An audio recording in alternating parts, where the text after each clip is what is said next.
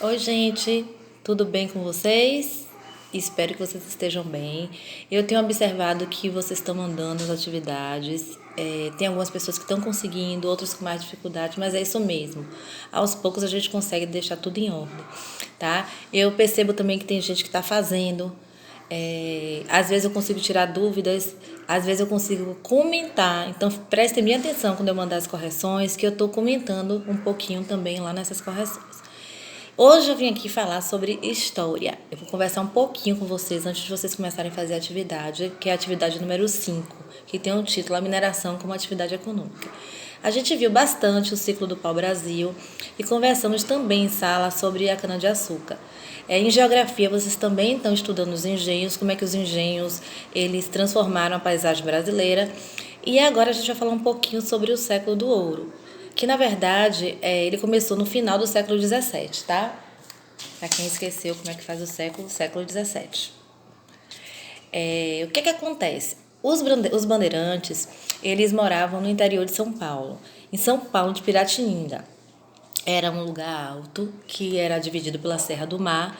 Lá embaixo era São Vicente. São Vicente era uma cidade que tinha acesso ao mar. Por ela ter acesso ao mar, as mercadorias chegavam mais cedo.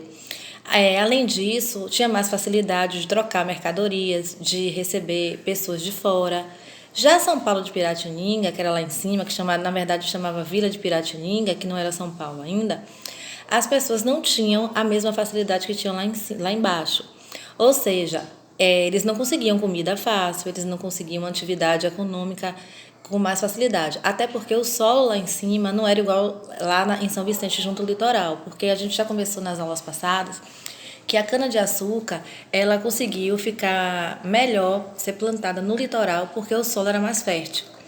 Então, eles não conseguiam sobreviver facilmente pela localização geográfica e por essa questão também de não conseguir produzir a cana-de-açúcar. Então, alguns bandeirantes começaram a caça aos índios para poder vendê-los e escravizá-los. Isso a gente viu na aula passada. Tá? Além disso, tinha alguns outros que não seguiam o rumo dos bandeirantes na caça dos índios para buscar esse dinheiro e eles começaram a explorar outras terras até então não conhecidas. E essas terras, elas se adentravam lá no sertão, que chamam sertão como se fosse o interior. Essas terras não eram exploradas por ninguém. Os índios conheciam, eram os que mais conheciam, e às vezes eles precisavam até dos índios para levar eles até lá.